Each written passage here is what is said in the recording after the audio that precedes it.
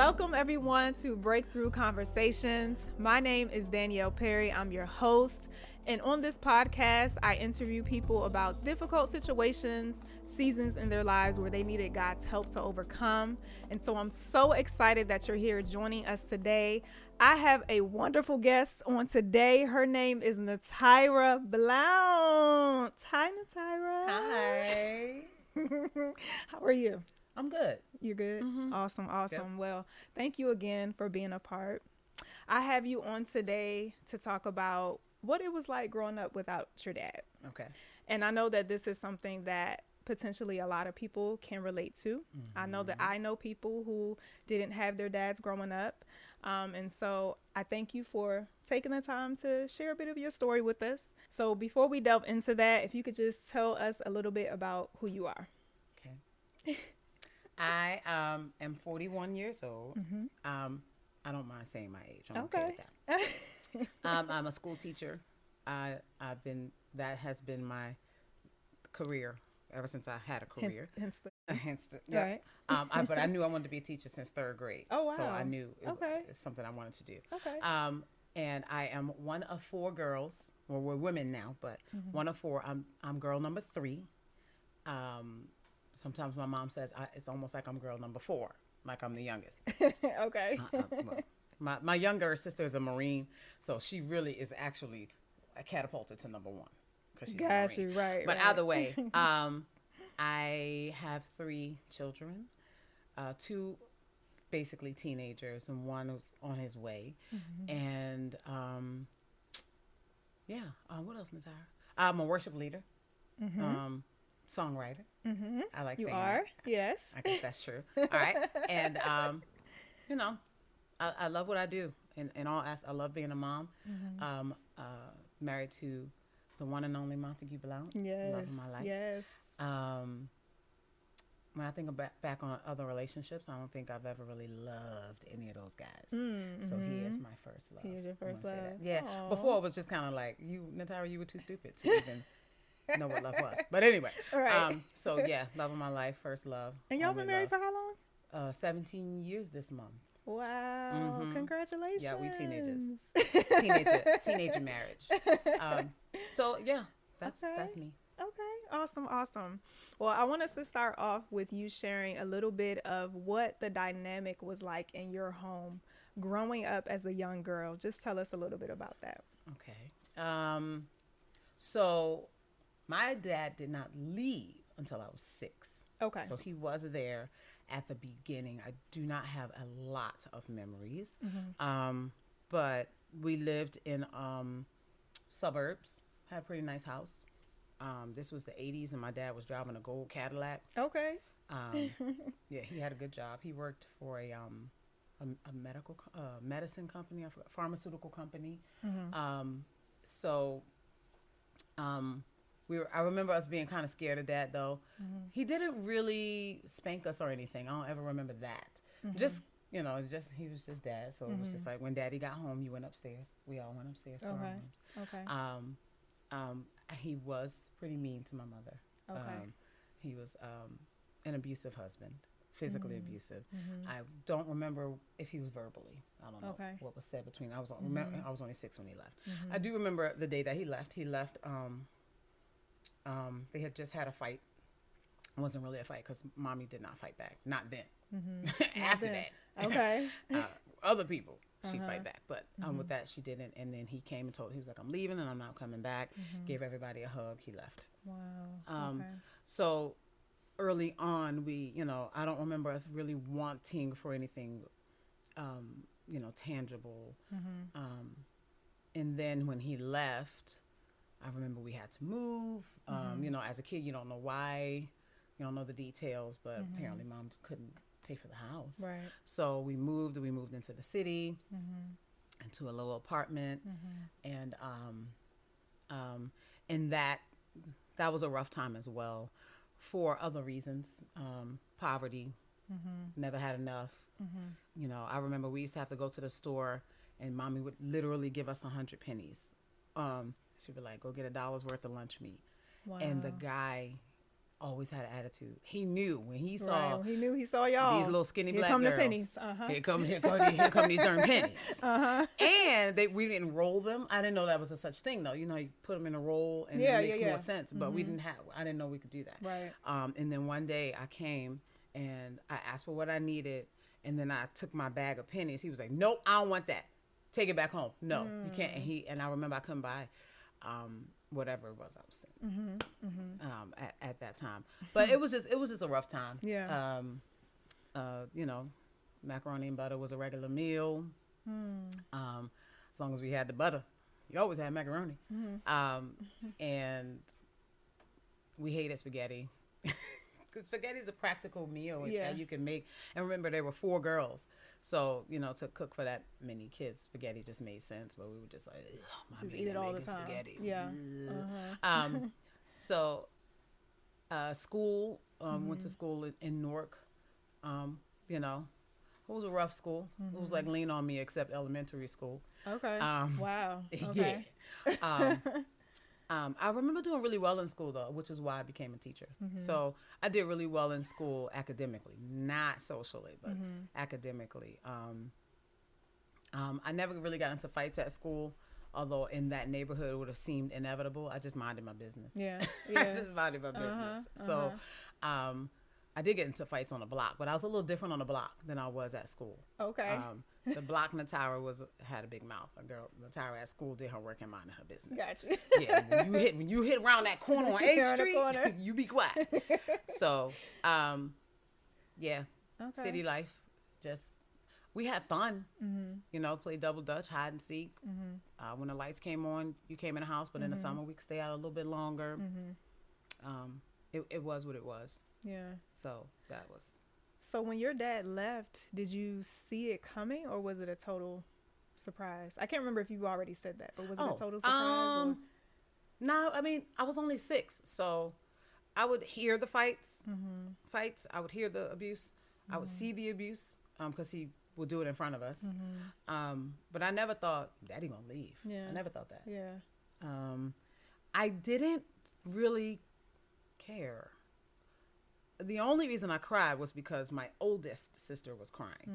So I was like, she crying, it must be we supposed to cry. Something. Yeah. So everybody cried. I don't know how anybody really felt. Right. But I didn't say anything like, Dad, please don't leave. When you coming back? I never asked about him once he left. He left. He said he was leaving. So, you know, it's just like, everybody, you know, let's give Daddy a hug. Daddy's leaving. I didn't miss him because I didn't do anything with him, really. Like, we didn't do stuff with him. It's not like, dang, now who's going to take me to do this or whatever. So it wasn't that. There wasn't any more fighting when Daddy left. So, yeah. So it was kind of that relief there, at least. But I don't even remember feeling like, finally I don't know. Okay. I was scared of Dad in a way, like how kids are like just scared of dads. I don't know if that makes sense to people know what you mean. listening, but I wasn't scared for my life. I wasn't even scared for my mom's life. I knew what he was doing was wrong, but again, I was little. Maybe if I were older, I'd probably have more emotion. Comprehension of what was going on. Correct. Too. Like my oldest sister was 14. She was Zemirah's age. So that's a different way of, I know she saw it differently. Yeah, absolutely. So as a little one. So, well, you were 6, so you probably don't remember too much of how the dynamic shifted. I mean, you said that you ended up having to move. So was it from, you said you were living in the suburbs. So Girl, we went to the hood. Under the hood. No, we, girl, we moved from Rahway, if anybody's familiar with New Jersey, but from Rahway, which kind of reminds me, I mean, from what I can remember, of like Kearney area or like White Marsh maybe. Okay. And we moved to Newark, which is like west, over west Baltimore, like out there. Okay. So it was definitely a big transition. The apartment was like, you know, One of those places where, like, if you were watching a movie and you know how they go, like, on Coming, it wasn't as bad as the place on Coming to America. You know, they look like, Okay. but like that kind of place where you be looking around, like, I guess this will do. Yeah. Don't put some shoes in. Splinters from these ain't hard wood. Right. It's wood, but I don't know what kind of wood this is. Yeah. We didn't have heat. The land, we had, you know, the slumlord. He wouldn't put oil for us to have heat. So mom would use the stove.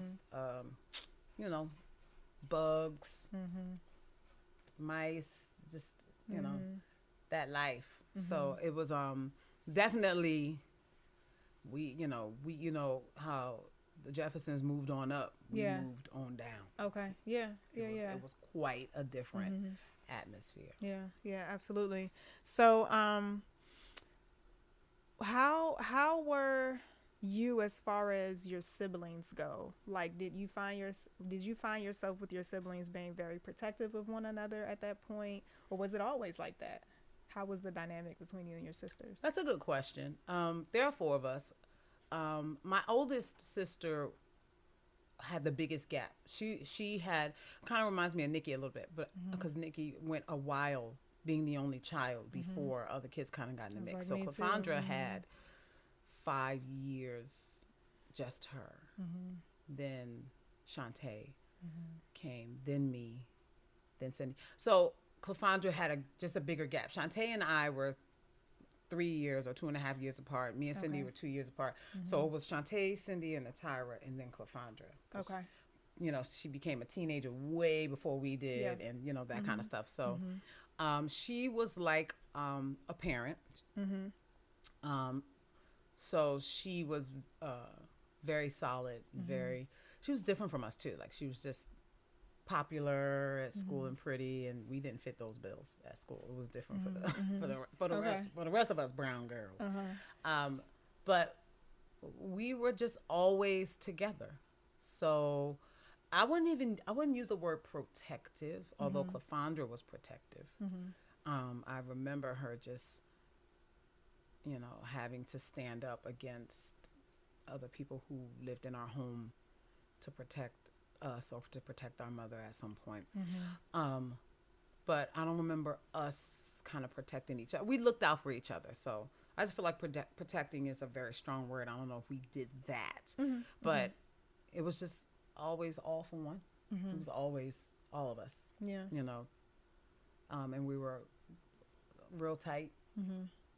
All played together. We did everything together. So, yeah, we were tight. We had each other. It reminds me. I was watching a movie called Instant Family, where they wanted to adopt one kid, and then they were trying to convince them to adopt siblings. And then they said, you know, dynamics will change. Sometimes who those kids are with will change, their schools will change, their communities will change. But if they have siblings, that's the constant. And that was always like, I always had my sisters, whether my mom was in a funky season or we moved somewhere different or we had to do, you know, the constant was the siblings. You all were together. Yeah. Absolutely. So I know that when we're with each other, when we're around our friends, you talk about how much responsibility you had growing up. So talk to us about some of those responsibilities that you had. Well, mom worked, you know, she left on her way out. She would say, y'all get up for school. So she didn't get us ready for school. She didn't have time. She was the only one. By the time I was school age, mommy was, you know, not home. And then she got home. We got home before her. So, you know, you better take that chicken out. You better have that meat thawed. Have it thawed. But, you know, we had to just learn how to get ourselves ready in the morning. And I think about my kids, even still. Zemirah's pretty good with, you know, whatever. But Josh and Gideon, for quite some time, you know, you just had to say, all right, come on, man. All right, comb your hair. Okay, now go eat something. Okay, you got your mask, you got your lunch, you got your, you know, and I'm looking at how much I'm managing them in the morning. We did not have a manager in the morning. We were it. Yeah. And a lot of times, it was cold. It was so cold because we didn't have heat. And we lived in New Jersey. It's not like, we lived in Texas. Right. You don't really need heat down there. But we were up in East Jersey. Coast, and I mean, we had Jerry curls, and that activator was cold. Well, like when we had activator, if we were able to juice it up, it was so cold. God, you ain't want to put it in, but you knew you needed it. But it was never, our Jerry curl was never wet. Like they be trying to drip. It was not dripping because we never had the spray. The spray was, anyway, I'm not going to get into it. If you had Jerry curl, you know the difference between the spray and then the stuff that you put in your hand and you rub. We had that one. But either way, but it was, I just remember, I don't know why. I just remember the activator was so cold. Okay. And like, it would be so cold trying to wash up in the morning. You'd be like the water was cold. If you didn't boil water, it was just cold water in the morning. Like, that struggle getting ready on the winter mornings. But, you know, school, I don't remember breakfast at school. I know now school breakfast is a thing. I don't think as kids there was breakfast at school. So we would have to, you know, eat something. We always watched, you know, Transformers in the morning or something, and then, you know, headed off to school. So I think that was the biggest part, kind of fending in the morning, getting yourself together. Got you. And I did very much care about my appearance. So I had to learn how to do my own hair. Especially when I was like, by the time I got to 7th grade, I was like, we can't do this Jerry curl thing no more. Because don't nobody else around the world have a Jerry. We're the only people in the world who have a Jerry curl. Why is this? Why we being? You can't even find the kits at regular stores. So like you had to go to vintage store for a Jerry curl kit. It was terrible. So at some point I was like, I gotta change. I had to figure it out myself. But you know, I just had to, you know, look out for my younger sister. But really, it was the three of us. So. Because I was in the middle, we just kind of took care of ourselves in that sense. Yeah. And then in the summer, Mommy left. Mommy was gone all day. We had to figure out ways to have fun. She told us we couldn't leave the house when she left. We didn't listen, but we wouldn't hang out outside. We would go to another person's house. Okay. Which we knew it was wrong. I remember always feeling bad doing it, but it was so fun, and I felt bad at the same time. Very conflicted. But we got back in the house before Mom would come home. But one time we locked ourselves out, had to break ourselves in. Snap. Came right in through that side window. Because let me tell you what. All right. I'm going to break in this house because I don't want to get my back broke by my mom. Right. All right. So I'm going to break in. Now, did she find out? If I had to get broke off. No. Oh. No, she didn't. No, she never found that out. So we just kind of had to figure stuff out for ourselves. You know, Mommy did always cook dinner. We didn't get to that point until I became more around Zemirah's age. Middle school, high school, when we started like cooking and stuff, because she started working different kinds of hours once we moved. So I think you hinted or said this earlier about you didn't reach out to your dad after you left. I think that's what you said. And I don't think he reached out to you and your siblings either, right? From what we knew, he didn't. He didn't. Okay. But later, as adults, we found out that there was a point he asked Mom, could he come back? We know nothing about that. Oh, okay. My mom said she was thinking about it. She had a dream. Mommy said she had a dream. We all got his Cadillac, and he drove us straight down the hill. Oh. So she called him, told him no. Wow. We didn't know nothing about that until adults. We found that out. Okay. And it's pretty serious. So Mom didn't really want anything to do with Dad. One of the things I've learned about my mom and Dad's relationship is to not make assumptions about their relationship. It wasn't mine. Now, the things that they went through affected us because we were their children. Right. We didn't have different dads. There were 4 of us. We all had the same dad. That's why we all look so much alike. Right. But I'm not going to pretend to know the dynamics of their relationship. I'm not, because I was 6 when he left. Yeah. So I think we should be careful of that. We try it when we become adults. Like, she didn't, but she wasn't even trying. Like, because no, you don't know what she did, and stop trying to stay out of grown folks' relationships. Okay. So when it comes to my parents, I don't try to conceptualize either side, and I can't go off of their accounts. I can't just go off what Mom said, or I can't just go off what Dad said, because they're going to tell it from their perspective. And they're going to protect themselves in how they describe what happened and how and why.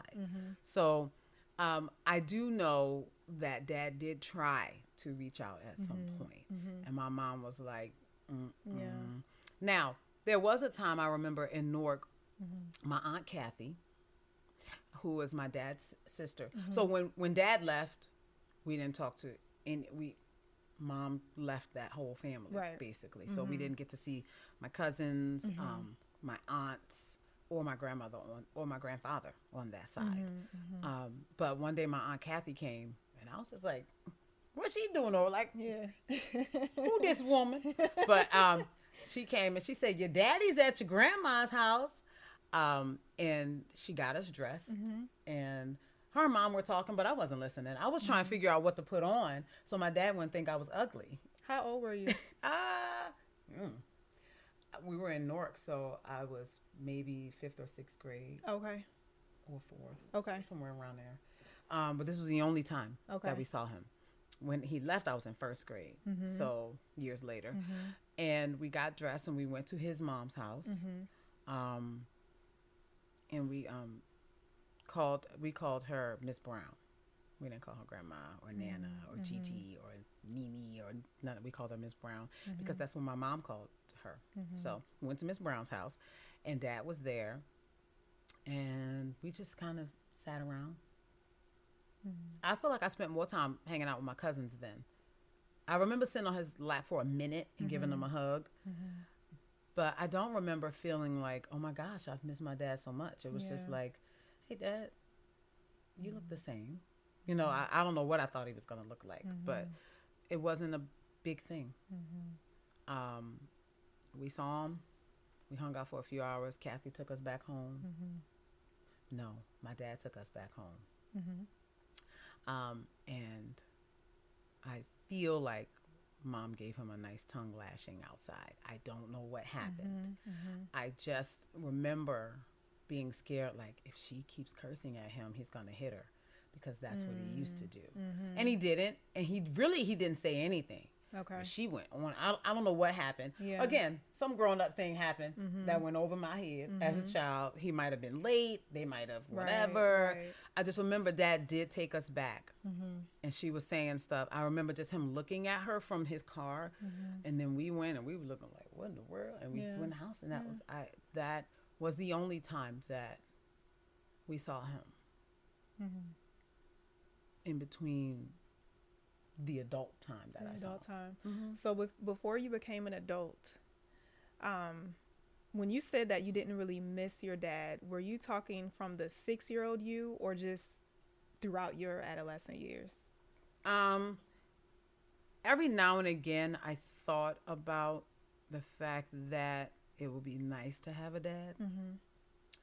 But I did not long for a father as a kid. I didn't like watch the Cosby Show like, ooh, I wish I had a dad like that. I just didn't. It was I ain't have one. What you gonna do? Yeah. If anything, the stuff I saw on TV was like, ooh, I wish we could eat that. I was like, ooh, I wish my hair was that long. Or ooh, I wish I was light skinned. Or like, but I just never remember saying, I wish I had a dad. But I remember feeling unsafe because there wasn't a man in our house. I mean, we lived in Newark. It was never safe. It just wasn't a safe place to live. Now, people knew my mom as the crazy lady on the block, because mom was no stranger to cussing people out outside. Okay. If you crossed her, the block knew Scent was mad. So they would always say, like, don't mess with Scent. She gonna pull out that ooh out. Uzi. She ain't had no Uzi. Her mouth was the Uzi. Her mouth. But either way, you know, so I don't know. Like, I just sometimes, if something happened, I know there were times I felt unsafe.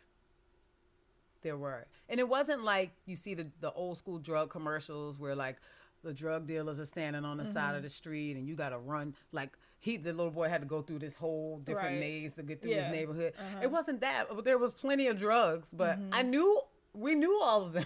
Like, we knew the drug dealers. We didn't know they were drug dealers, but in hindsight, like, everybody was just everybody on the block. We were the block people. So I wasn't scared of anybody in that vicinity, although there were dangerous things happening. But if there was like something off, like there was a time someone broke in our house when we weren't home, but they only took the VCR. So I really think it was somebody we knew. We didn't have a lot of stuff. However, they only took the VCR. It was kind of weird, but still, that night I remember feeling unsafe. Yeah. And I think part of it because there's no man in the house. So if a man, you always as a kid feel like if somebody breaking in the house is a man. Right. If a man comes in, we all girls, we're not safe. But other than that, I didn't really long for a father. I needed one. Yeah. But I didn't know I needed a father. Okay. When I went through a period of time where I was really going through, but by this time I had met Montague. I was in college, and I cried a lot because I was just like, who wants to not have a father? Why not? Well, why can't we have a father? I don't understand. So that's when it started to really hit you. Yeah. In your college years. Yeah. Okay. And I just felt really sad for a while, and then I was just like, well, what's the point of being sad about it? What you gonna do? Find him? It's funny because my dad's name is Clifford, and one day my friend, she had a whole lot of albums, and the person on there was playing what's this? A trumpet?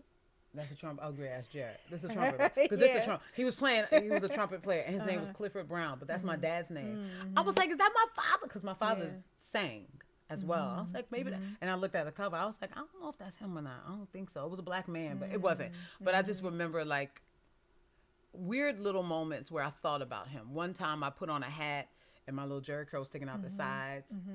And I was maybe 10. And I was like, Mom, look, I look like Daddy. Because my dad also had a jerry curl. It was the whole family. The whole family. Like Soul Glow. And when he went fishing, he would wear this hat and his jerry curl would stick out the sides. And I was like, look, I look like Daddy. And my mom was like, like, girl, you get out my face with that foolishness. Right. You look like your daddy every day. Got to look at your daddy when I'm looking at you. But other than that, I didn't start really feeling it until adulthood. Yeah. So you are in college. You said that you started to feel it then. At what point did you meet Montague? I was about 22. 22-ish. And what age were you married? 24. 24? So cute. So you get married at 24. Yep.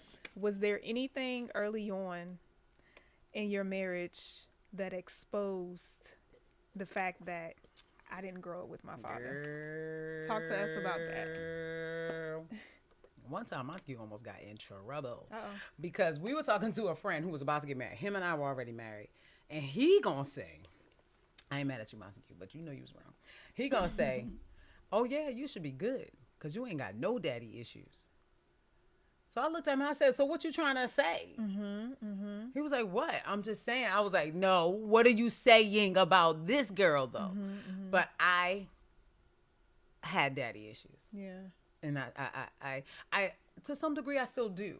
So what does that look like? It depends on the person, right? But for me, and I know a lot of people who know me know this about me. Listen, if I ask you to do something and you don't do it, or you show me that you don't want to do it, I do it myself. I don't need nobody to do nothing for me. I know that came from just not having, I feel like that's one of the things a dad does. You can't lift that up, I'll lift it. You can't open that, I'll open it. You can't do, I'll do. He bothering you, he called you ugly, I'm gonna show you that you're beautiful. Like, Mom was busy. Yeah. And had her own stuff. And then we were just all girls just trying to be who we be. So we had to really figure stuff out. Yep. So I'm all about figuring stuff out. I just remember I was pregnant with Zemirah. I was very pregnant. I'm a pretty small woman, but my stomach was like whoosh. And I was like, babe, we really need, no. I wasn't pregnant with Zemirah. I was pregnant with Josh, which means my stomach was woo, woo, whoosh. Josh was like a big old baby. And I was like, babe, we need to put this bed together for Zemirah so she can have her bed. And then the bunk bed would be for Gideon. So it wasn't woo, woo, whoosh because Gideon was a little smaller. Either way, I was very pregnant. He was like, I'll do it. we were within like 2 weeks of our planned C-section. I put that bed together. Wow. And the whole time I was like, I shouldn't be doing this. Yeah. But I said we need to put the bed. I just did it myself. Like I'm just not gonna beg you, and I'm not gonna wait. I got it. Don't even worry about it. Right. When we got pregnant the first time, we were riding home. We had just found out. It was a surprise. I like borrowed a pregnancy test. I rarely bought pregnancy tests. I always had a friend who had an extra. Either way, somebody gave it to us, and I found out we were pregnant with Zemirah. And I was riding home, and I was very quiet. It was a 45-minute ride because his mother lived in Clarksville. And he was like, Natyra, I know what you're worried about. I'm not going to leave you. You're not going to have to raise a child by yourself. Don't worry. Like, it's different. I'm not your father, yada, yada. So my not having a father greatly affects, in the present tense, affects how I relate to my husband. And it's not always in a negative way where it like makes our marriage hard or anything, but it does shape the way I think about what he should be doing. So just trying to make sure that early on, it was hard to find the balance between, I'm very glad that we're together, but I can do this by myself. That was always, and to be very clear about it. I can do it. No, I got it. I know you got it in Natyra, but I'm going to do it. Right. But, you know, to be clear, right. If you leave, I'm not going to be stuck. I'm going to be good. So getting rid of that attitude. Yeah. We all want to be able to sustain. I mean, tomorrow's not promised for my husband. You know, there might come a season where I have to do it by myself because of whatever, not because he was grimy and left. I just don't ever think that's going to happen. So we all want to be able to, you know, you want to be able to say, if I have to, I can do this, but not feel like you always got to prove, you know, I got this without you, right? Right. And that's where I was. Yeah. And, you know, poor Montague, he just didn't deserve all that static, you know. And then also me initially always trying to prove, I'm not scared of you. Why? Right. You know, my husband, like, he's not the type, he don't want nobody, he don't need nobody to be scared of him. You know, not even his kids. Yeah. The respect is what, you know, he doesn't thrive for people to, but in my mind, just to always be clear, like, okay, she ain't scared though, just so you know. But I really, it's because of what I saw. Right. And so there are many ways that my dad's absence and his behavior during his presence affects the way that I relate and deal with my husband or any man for that matter. I didn't grow up with brothers. I have one uncle. And I didn't see Uncle Eddie a lot. Uncle Eddie is fun. He's still fun.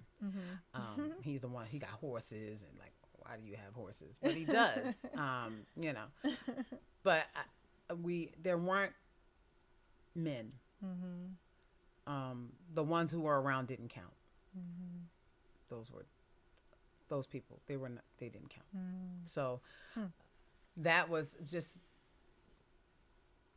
being able to, I can do all this on my own. I can do it all on my own. I don't care how heavy it is. I don't care how, if I can't do it, I'm going to do it a different way. And feeling like I had to prove that. And I used to say, you know, I don't ever want to have to live without you, but I can. Why? Why you gotta say that though? Right. Shut your fat Natyra mouth. Like it was just unnecessary commentary that stemmed from, you know, not having a father figure. Yeah. Did you ever put Montague in a place of your dad? Nope. No. No, I no. I was too busy trying to show I ain't need one rather than trying to replace one. If anything, the closest I came to doing something like that would have been my pastor. Okay. And I remember having a dream about that and having to go and apologize to him for what was happening in my mind. It never really necessarily manifested, but I would react to him in certain ways, or, you know, if he said something to me or did something to me, I would take it in a completely inappropriate way. But, it was, you know, and God had to say, but Natyra, he's not your dad. Your dad ain't there. So the only person who's going to really fill that gap is me, God. That's good. And, you know, so the only person I really got close to doing that with was my pastor. Okay. And God got that together real quick. Good. Which helped me. And I think I know helped my relationship with my pastor. But I mean, I don't know, Montague might say, but no. Well, I mean, what does a dad do? What is it? What is it that I would need my husband to do that a dad would normally do? I don't know what dads do. You know, Got you. I got you. You know, so I never looked for it. Did you ever, or at what point did you reach out for any type of help? Like, once you realize, like, man, I have some daddy issues, when did you reach out for help from someone to, you know, to assist you with those things? That's a good question. I never reached out. I mean, I went to counseling. And that was, I went to counseling for probably a year. And when I stopped, the pandemic was just starting. Okay. So as an adult, I did eventually go to counseling for a lot of things. I just realized my dad came up a lot in those sessions. Much of those sessions. Actually, my first therapist or counselor, I don't know the difference between those words, but the first person I had, I got rid of because she messed up the information about my dad.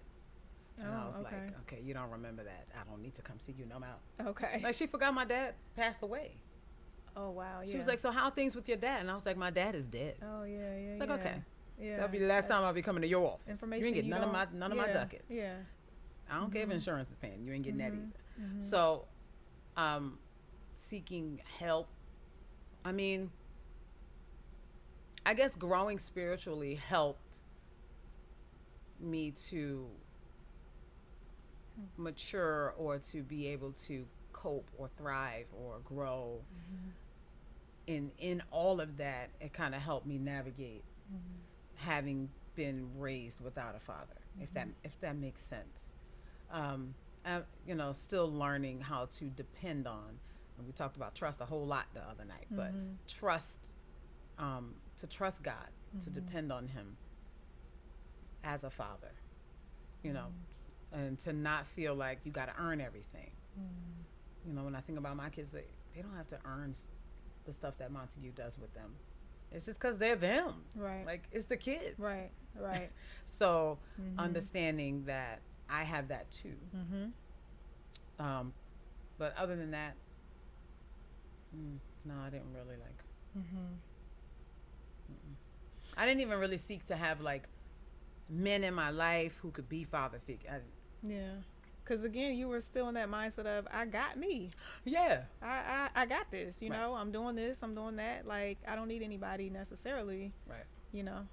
So you said that growing spiritually is helping you with things that, you know, you still need work with, as far as, you know, your dad not being there. What are some of those kind of hard hitting things that you feel like God has revealed to you about you as you've been growing spiritually, if there's anything that comes to mind?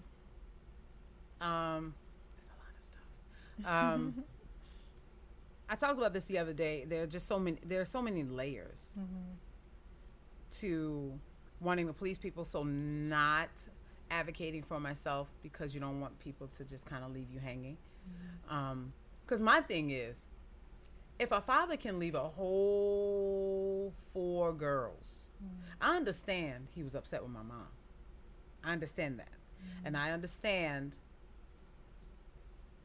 a marriage not working because you decide this ain't.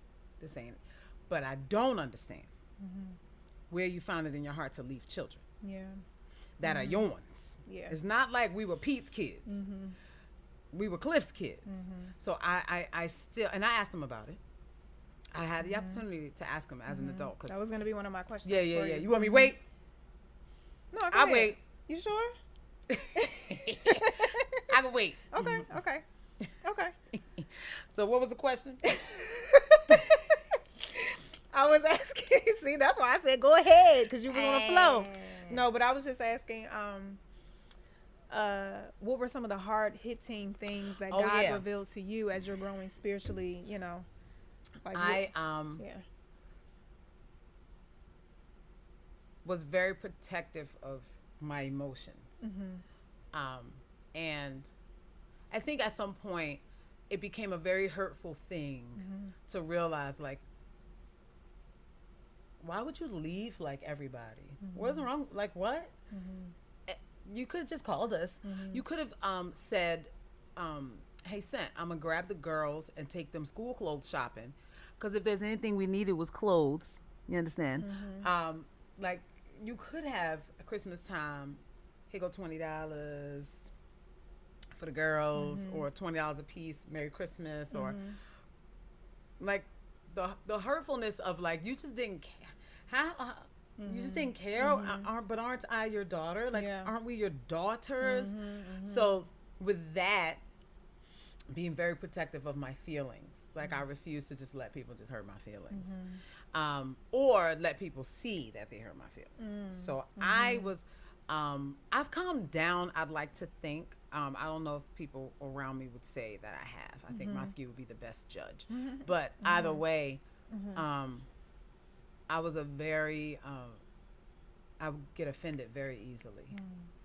But I think I would wear it as like offense and anger when really you hurt my feelings, which is a hard phrase for me to say. Like, oh, that hurt my feelings. Because, you know, I haven't got time for people having that kind of power to be able to hurt my feelings. I don't like that foolishness. But I was a very just kind of cutthroat, kind of callous when it came to certain things. Knowing how to say goodbye, knowing how to let people move on or leave without just being like, all right, whatever. Do you? Nah, you good? I'm good if you leave. Right. But always kind of having that position like, okay, I understand. You have to do what you have to do. Next. Yeah. And it really wasn't always genuine. It does hurt for people to have people leave. But I don't like showing that. I'm hurt from people leaving because if my dad can do it, then anybody, in my opinion, can just up and leave you. So being protective of, I think that's the biggest thing that God is showing me, like, Natyra, you just need to calm down with trying to prove. You realize that if you cut me off, I'm still good, right? You realize if you cut me off, I'm still good. Do you know that too? Right. Do you know, down to anybody. Right. I'm good. That's fine. Don't worry about it. And taking on that attitude can make make another person feel a certain way. When I do that. So God just dealing with me like, just stop treating everybody like their name is Clifford Brown. It's not fair to other people who they ain't do nothing to you. Right. Well, calm down. Right. So just God showing me that, and that's good. That's the hardest part, because I feel like that, as to some degree, I mean, people who know me, you know, I joke and I love hard. I think I like to think, but I could also be a difficult person depending on what's happening, and I don't want to be.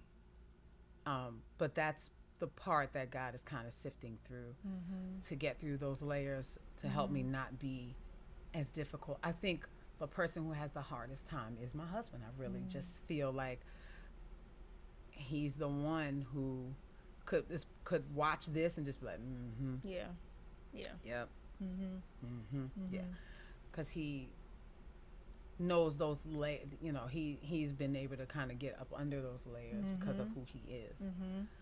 So Yes. So this is a question that just came to my mind as you were speaking. Don't be making up new questions because you gave me a list. No, go ahead. I can't with you. As a worship leader, how have you noticed these things that you're working on affect the way that you worship or lead worship, if it has at all? And if so, how have you allowed God to, I guess, help you in those moments where, I mean, you're leading worship. So how do you as a worship leader, with these things that you're working on personally, still lead effectively and allow God to use you the way that he wants to use you? Wow. Well, that was part 1 of Natyra's episode called Growing Up Fatherless. And be sure to tune in next Monday, 7 p.m. Eastern Standard Time here on Facebook, YouTube, and Spotify for part 2 of this episode. I hope that you've been blessed and encouraged thus far and even got a few laughs in as well. So be sure again to check it out next week. And if you haven't yet, go ahead and like the episode, share the episode so that someone else can be blessed, and subscribe to the channel, Breakthrough Conversations. So thank you again for tuning in. Be blessed.